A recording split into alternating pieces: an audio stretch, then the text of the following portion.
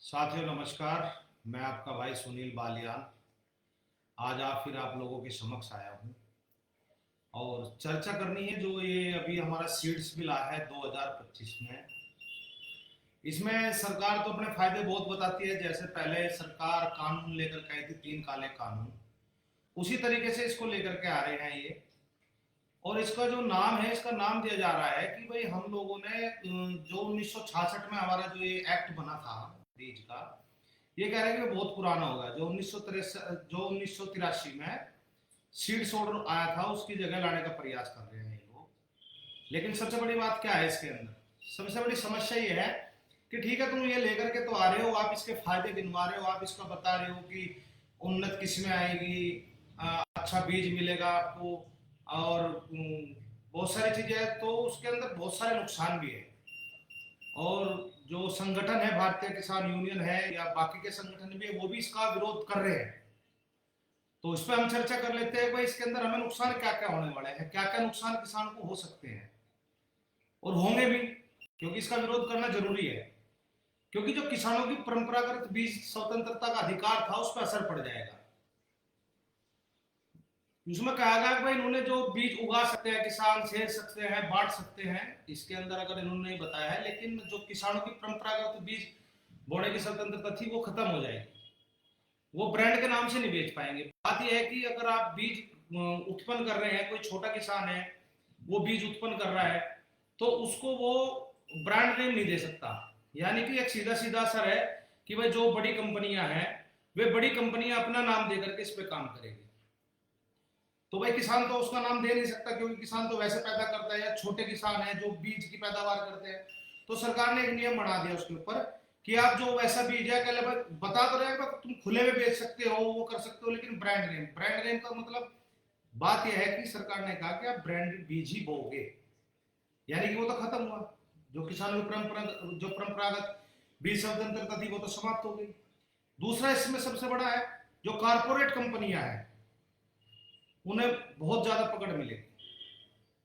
तो जो कारपोरेट कंपनियां हैं उनको, जो कारपोरेट कंपनियां बीज को पैदावार करती है उनको ज्यादा फायदा मिलेगा। क्योंकि जो बड़ी कंपनियां हैं, वे सारी बड़ी कंपनियां क्या है, उनके पास सारे प्रावधान है, उनके पास पंजीकरण है, वीसीयू है, टेस्टिंग है, क्यूआर कोड भी उन्होंने कंपलसरी कर दिया। ये सारे प्रावधान छोटा किसान नहीं कर सकता। तो जो बड़ी कंपनियां है वे तो लेवल भी कर लेगी, सारी चीज कर लेगी, तो इससे कारपोरेट को बहुत ज्यादा फायदा पहुंचेगा। तो ये सबसे बड़ी बात यह है कि कारपोरेट कंपनियां उन चीजों को निभा सकती है और कारपोरेट कंपनियां उन कामों को कर सकती है। क्योंकि भाई एक किसान है, वो किसान कहां से कहां पंजीकरण कराएगा, कहां से वो क्यूआर कोड जनरेट करेगा, कहां से उसको ट्रैकिंग करेगा। तो इन्होंने क्या सिस्टम किया कि पूरा ट्रैक होगा सिस्टम।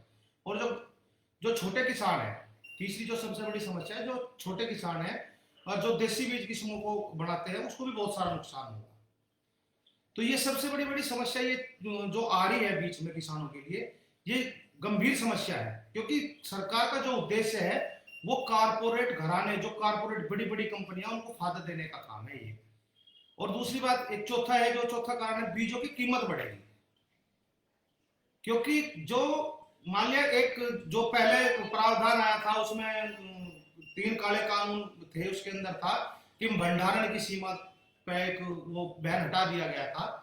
तो वही चीज है कि जो बीज बड़ी कंपनियां उत्पन्न करेगी तो फायदा भी उनको ही मिलेगा, तो वो अपनी मनमर्जी के रेटों से किसान को बीज देगा। और जब उस बीज को वो देगा तो उस बीज के ऊपर एक ही बात है कि वो जो कारपोरेट घराने वो अपनी मनमानी से उसका दाम फिक्स करेंगे।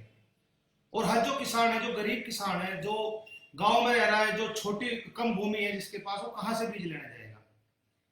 और जोर सी दूसरी बात है कि भाई चलो किसान ने अपना बीज भी बना लिया, बीज भी दे रहा है, उसने बो लिया ला करके, तो उस पर जो कठोर जुर्माना इन्होंने लगाया और जेल। मान लिया कोई गांव में भाई एक किसान का बच्चा अपनी एक बीज की दुकान खोल कर बैठ रहा है और उसने अपने घर का बीज भी वहां बेच रहा है, तो उसे नहीं बेच सकता हो, उस पर 30 लाख का जुर्माना कर दी, 3 साल की जेल कर दी। तो ये कमाल की बात नहीं है भाई। ज्यादातर खाद बीज कौन बेच रहा है आपके मोहल्ले में, आपके क्षेत्र में, आपके गांव में, जो क्षेत्र के भाई। हमने तो एक चीज देखी भाई, जो किसान है, किसान क्या करता है भाई, इसके यहाँ पे गेहूं की पैदावार अच्छी थी, इसका बीज अच्छा, चलो भाई इससे बीज ले लेते हैं। इसका भाई एक अच्छा हुआ गन्ना, ये वाला अच्छा है, ये वाली किस्म इससे ले लेते हैं। तो गांव में तो ऐसा काम चलता है। लेकिन सरकार ने ये कहा भाई आप लोग बिल्कुल भी बिना पंजीकृत वाला और बिना क्यूआर कोड वाला बीज नहीं बो सकते। तो सरकार ने सबसे बड़ी जो बात करी है यही करी है कि यहाँ पे किसानों को नुकसान बहुत है इस चीज में। तो हमें इस चीज को समझना होगा। हम इस चीज का पुरजोर विरोध करते हैं। आज राकेश टिकैत जी ने भी इसके बारे में बताया, और सारे जितने भारतीय किसान यूनियन के संगठन है, जितने भी लोग हैं, जितने भी किसान हैं, इसका विरोध करते हैं। क्योंकि हमने एक चीज देखी है, कोई किसान की भलाई में कोई कानून लेकर के नहीं आते। अब बताओ कहाँ इतना पुराना बिल कह रहे जी 60 साल पुराना है, 60 साल पुराना वो बदले 1966 में बना था, कलम बदल करके ला रहे हैं 1983 में उसमें संशोधन हुआ पे। तो सबसे बड़ी बात यही है भाई, जो किसान है वो किसान बीज को, जो बीज की कंपनियां हैं, बड़े बड़े उद्योगपति हैं, उनको फायदा पहुंचाने का काम करेंगे। आप लोग कहीं से बीज लेकर नहीं बो सकते, वही बीज बोना नेसेसरी होगा, उसी बीज को आप बोओगे, उसी की पैदावार आप करोगे। आप अपने घर का बीज इस्तेमाल नहीं कर सकते। तो ये बहुत सारी चीजें हैं।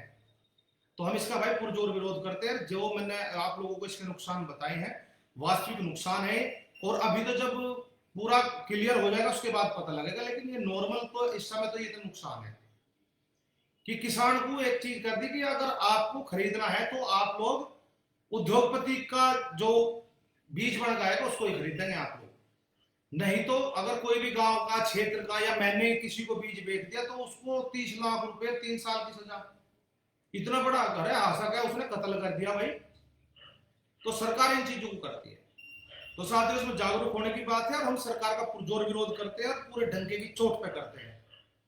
तो आज इसी चर्चा पे हमें लाइव आकर के आप लोगों को ये बात बताई, और बताना भी जरूरी है। क्योंकि सरकार क्या काम करेगी, सरकार अपना एजेंडा बनाएगी, सरकार अपने लोगों को लगा देगी अब जा कि भाई आईटी सेल को एक्टिव कर देगी कि हम बिल बहुत अच्छा लेकर के आए, किसानों के हित में था, ये था।